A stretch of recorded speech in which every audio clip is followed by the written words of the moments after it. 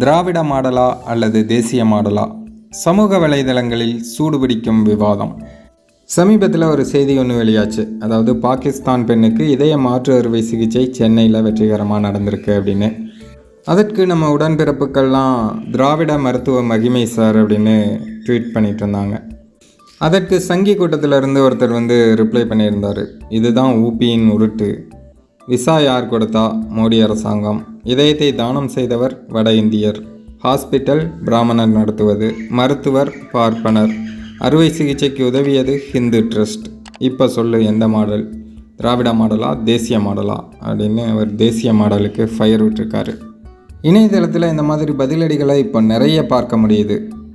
முதல்லலாம் பார்த்திங்கன்னா பிஜேபியிலேருந்து அதிகமாக சோசியல் மீடியாக்கள்லாம் யாரும் ஆக்டிவாக இருக்கிறதில்ல. அப்படியே இருந்தாலும் ஒரு சிலர் இருப்பாங்க. இந்த மாதிரி பதிலடிகள்லாம் கொடுக்காமல் இருந்தாங்க. ஆனால் இப்போ நிறைய பதிலடிகள் கண்ணில் படுது. இதை பற்றி நீங்கள் என்ன நினைக்கிறீங்க அப்படிங்கிறத கமெண்ட்டில் சொல்லுங்கள்.